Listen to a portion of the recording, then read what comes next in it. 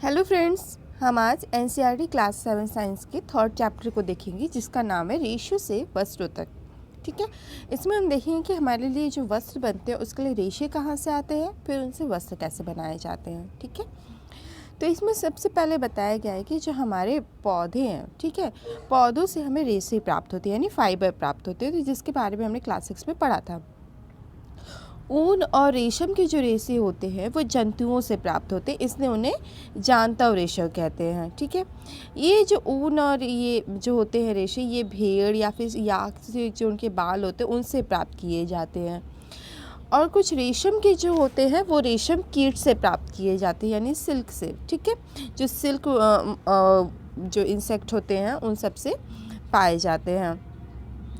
तो इस तरह भेड़ों के शरीर पे जो फाइबर होते हैं उनमें भी हमें जो बाल होते हैं उनमें से फाइबर जो कपड़े बनाने वाले होते हैं वो अलग होते हैं। ठीक है, तो सबसे पहले हम यहाँ देखते हैं जांतव रेशे यानी ऊन और रेशम। तो सबसे पहला यहाँ पे ऊन, भेड़, बकरी, याक और जो अन्य जंतु हैं इनसे हमें ऊन प्राप्त होती है। ऊन प्रदान करने वाले इन जंतुओं के शरीर में जो बाल होते हैं वो दो तरह से होते हैं। ठीक है, जैसे इनमें क्या होता है कि जो इनके दाढ़ी वाले बाल होते हैं वो थोड़े कड़े होते हैं, लेकिन उनके मुख के बगल वाले बाल होते हैं वो मुलायम होते हैं, जिनसे हम ऊन प्राप्त करते हैं। तो हमारी तरह भेड़ के पास भी रोएदार त्वचा होती है और दाढ़ी के रूखे बाल होते हैं और त्वचा के जो होते हैं मुलायम होते हैं, जिनको कार्तित ऊन कहा जाता है। ठीक है, ये जो मुलायम होते हैं वो तंतु रूपी होते हैं, इनको कार्तित ऊन कहा जाता है।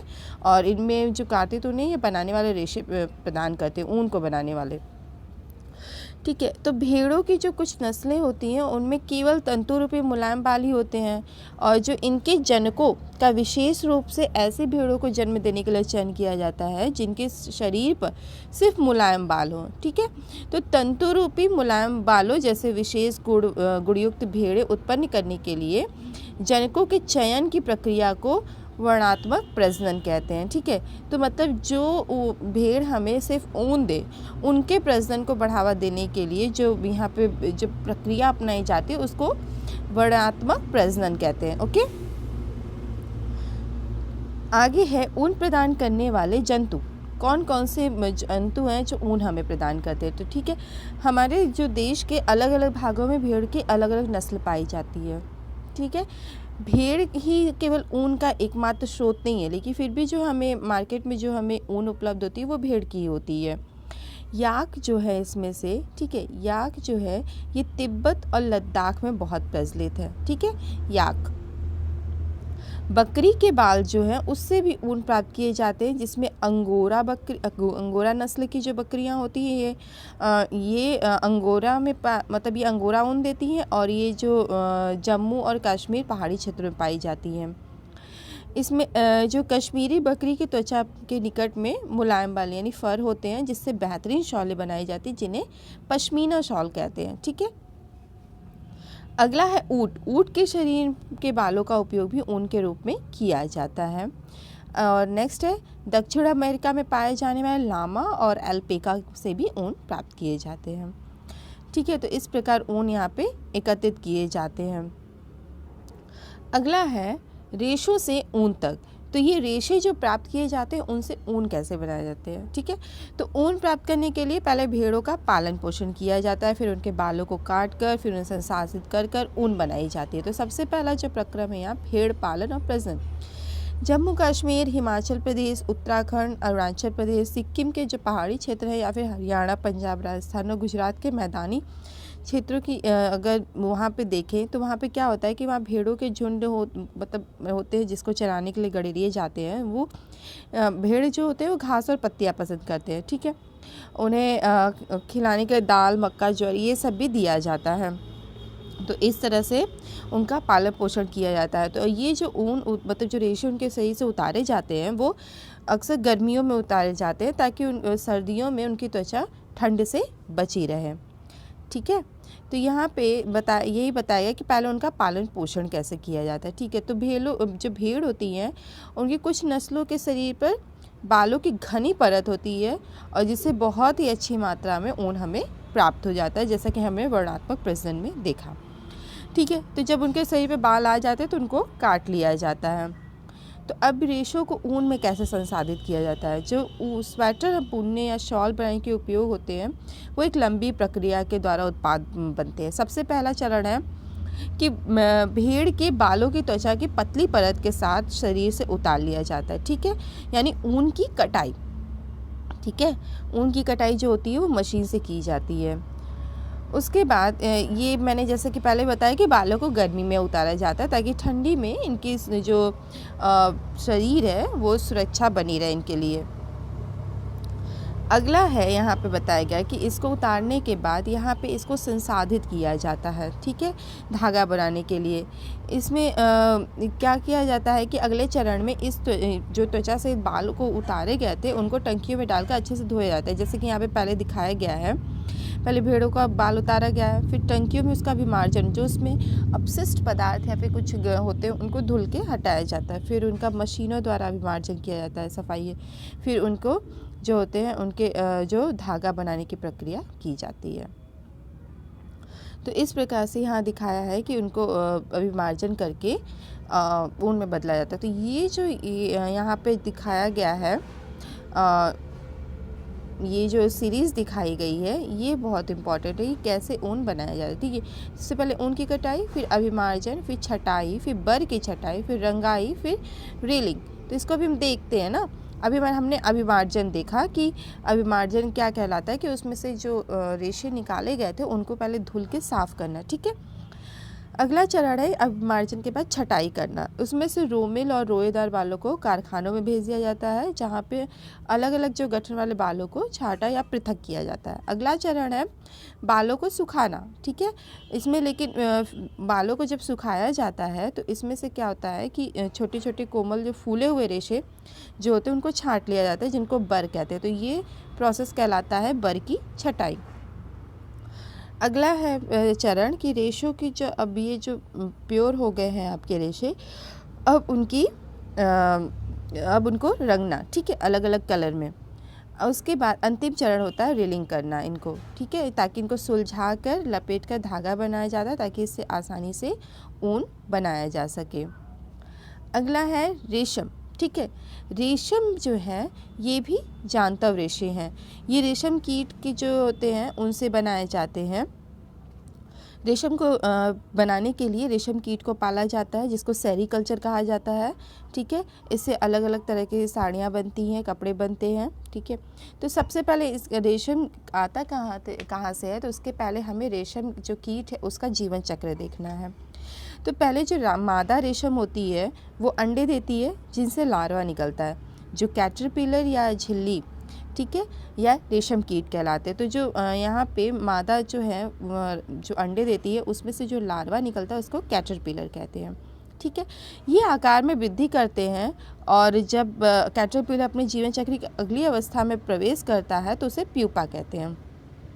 ये जो कैटरपिलर होते हैं अपनी चारों तरफ एक जाल बना लेते हैं, जो कि ये अब क्या करते हैं कि जो संख्या 8 होती है उसके आकार में ऐसे घूमते रहते हैं और जिससे ये प्रोटीन की तरह एक प्रोटीन का जो बना हुआ एक पदार्थ साबित करते हैं, जो इसके चारों तरफ एक कठोर लेयरिंग बना देती है जो बाद में सूख कर रेशम बनाती है। ठीक है, तो यही बाद में जब कैटरपिलर पूरी तरह से जो रेशम के रेशे होते हैं उससे अपने आप को ढक लेता है तो वो प्यूपा बन जाता है और जो ये आवरण बन जाती है इसके ऊपर उसको कहते हैं कोकून। ठीक है, तो अब आगे का विकास यानी प्यूपा के बाद का विकास ये कोकून में करते हैं। ठीक है, तो रेशम के जो रेशे होते हैं हमें रेशम के वस्त्र बनाने के लिए काम में आते हैं और ये जो है रेशम जो होते हैं बहुत ही मृदु रेशा यानी सूत्र जो होते हैं स्टील के तार जितना मजबूत होते हैं। यहाँ पे दिखाया गया है एक नर है एक मादा है। ठीक है, जो यहाँ पे रेशम कीट है और अंडे यहाँ पे मादा ने यहाँ पे जो अंडे दिए हैं शहतूत के पत्ते पर, फिर उसमें से ये रेशम कीट बने हैं यानी कैटरपिलर। ये फिर अपने चारों तरफ एक कोकून बना देते हैं। ठीक है, ये कोकून के अंदर का दिखाया है, ये बाहर जो है ये सिल्क की लेयर जो बनाई गई रेशम की। ठीक है, और ये अंदर इसके जो है प्यूपा डेवलप कर रहा है। तो यहाँ पे जो रेशम का धागा होता है हमें कोकून से प्राप्त किया जाता है। ये अलग अलग तरह के होते हैं और एक दूसरे से काफ़ी अलग भी दिखाई देते हैं। ठीक है, तो यहाँ पे जैसे कि इनमें चिकनाहट, चमक, इन सब के मामले में अलग अलग होते हैं। नाम है जैसे टसर रेशम, मूंगा, कोसा और अन्य तरह के होते हैं, लेकिन इसमें सबसे कॉमन जो है वो है शहतूत रेशम कीट। ठीक है, ये सबसे कॉमन है, इससे जो रेशम पाए जाते हैं। तो रेशम कीट पालन और रेशम कीट का संवर्धन भारत का सबसे प्राचीन व्यवसाय है। ठीक है, यहाँ पे आगे दिखाया गया है कि कैसे कैसे ये मतलब इनको पाला कैसे जाता है, क्या करते हैं। यहाँ पे जब मादा रेशम कीट अंडे दे देती है तो उनके अंडों को क्या किया जाता है, एक कपड़े में करके बेचा भी जाता है व्यवसाय के तौर पे। ठीक है, एक उसमें करके ताकि सुरक्षित है। इसके बाद क्या किया जाता है, एक बांस की डंडे में, ठीक है, इस अंडों को रख दिया जाता है। उसमें ये जो शहतूत के मुलायम पत्ते होते, नए पत्ते, उनको इसमें डाल दिया जाता है। जब कैटरपिलर जिस टाइम कोकून बना रहे होते हैं उस टाइम वो बहुत तेज़ी से खा रहे होते हैं। ठीक है, बहुत तेज़ी से उनका जो होता है फीडिंग प्रोसेस चलता है, और जब ये फीडिंग स्टॉप कर जाते हैं तो पूरी तरह से कोकून तैयार हो गई रहती है, यानी प्यूपा बन गए रहते हैं। ये आगे का डेवलप क्या करते हैं, वो कोकून के अंदर करते हैं। ठीक है, तो ये यहाँ पे जो है शहतूत की पत्तियों को खाते हुए ये लार्वा कैटरपिलर है। ठीक है, और ये कोकून बन के तैयार हो जाता है। ठीक है, तो यहाँ पे यही दिखाया गया। अगला है कोकून से रेशम तक कैसे। ठीक है, अब कोकून तो बन गया, अब रेशम। तो रेशम से प्राप्त करने के लिए रेशम के कीटों को पाला जाता है, उनसे कोकून एकत्रित किया जाता है। कोई मादा जो होती है रेशम कीट एक बार में सैकड़ों अंडे देती है। तो अंडों को, जैसा कि मैंने पहले बताया, सावधानी से कपड़े की पट्टियाँ कागज़ पर संग्रहित करके इनको बेचा जाता है। ठीक है, अनुकूलित स्थान पर। फिर उनको अनुकूलित ताप पर रखा जाता है जिससे अंडों से लार्वा निकल सके, और उनमें शहतूत के पत्तों को दिया जाता है खाने के लिए। ठीक है, तो 20 से 25 दिन बाद कैटरपिलर खाना बंद कर देते हैं और कोकून बनने के लिए वे बांस के बने छोटे छोटे कक्षों में चले जाते हैं। ठीक है, अब यहाँ पे जो होती है टहनियाँ रख दी जाती हैं जिसमें कोकून जुड़ जाते हैं। कैटरपिलर या फिर रेशम के कीट जो होते हैं कोकून बनाते हैं जिसके भीतर प्यूपा विकसित होता है। तो अब है जो रेशम हमें मिला उसका संसाधन कैसे किया जाता है। जो रेशम होते हैं वो रेशम फाइबर प्राप्त करने वाले कोकून की बड़ी ढेरी का उपयोग किया जाता है। ठीक है, मतलब बड़े बड़े ढेरों का। और वयस्क कीटों में विकसित होने से पहले ही कोकून को धूप में रखा जाता है या फिर पानी में उबाला जाता है या भाप में रखा जाता है। तो इस प्रक्रिया में रेशम के फाइबर पृथक हो जाते हैं। ठीक है, रेशम के रूप में उपयोग के लिए कोकून में से रेशे निकालने के पश्चात उनसे धागे बनाने की प्रक्रिया रेशम की रीलिंग कहलाती है। रीलिंग विशेष मशीनों से की जाती है जो कोकून में से फाइबर या रेशों को निकालते हैं। फिर रेशम के फाइबरों की कतारें की जाती है जिससे रेशम के धागे प्राप्त हो जाते हैं। ठीक है, तो बुनकरों द्वारा रेशम के इन्हीं धागे से वस्त्र बुने जाते हैं। तो हमारा आज का प्रमुख शब्द है कोकून। कोकून जब कैटरपिलर अपने चारों तरफ एक प्रोटीन के शाविज से एक कवरिंग बना लेते हैं, ठीक है, जो कठोर होकर सिल्क रेशम बनाता है, उसको कोकून कहते हैं। अगला है कार्तित ऊन। कार्तित ऊन वो होते हैं जो भेड़ों के ऊपर जो तंतु रूपी जो बाल पाए जाते हैं जिससे ऊन बनाए जाते हैं उसको कार्तित ऊन कहते हैं। रीलिंग, ऊन या रेशम बनाने के बाद उनकी रीलिंग यानी मशीनों द्वारा उनको पृथक करके एक पतले पतले धागों में बनाना रीलिंग कहलाता है। अभिमार्जन, जो रेशों की कटाई की गई रहती है भेड़ों से, उनको साफ करना। ठीक है, रेशम कीट पालन, जिससे रेशम कीट पालन में रेशम के कीट को पालना जिससे रेशम प्राप्त करना। ऊन की कटाई, जिसमें क्या किया जाता है कि भेड़ों के जो शरीर पे जो बाल होते हैं कार्तित ऊन बनाने के लिए उनकी कटाई करना। रेशम कीट वो हैं जिसमें रेशम बनेंगे। ठीक है, और कैटरपिलर ये क्या होते हैं कि अंडे देने के बाद ये जो रेशम के कीट का जिसमें से लार्वा निकलते हैं ये कैटरपिलर होते हैं। संसाधन, इन यानी कि जो आपका रेशम है उसको फिर कैसे पूरा रेशम बना के उससे वस्त्र बनाए जाते हैं। ठीक है, तो हमने आज क्या सीखा।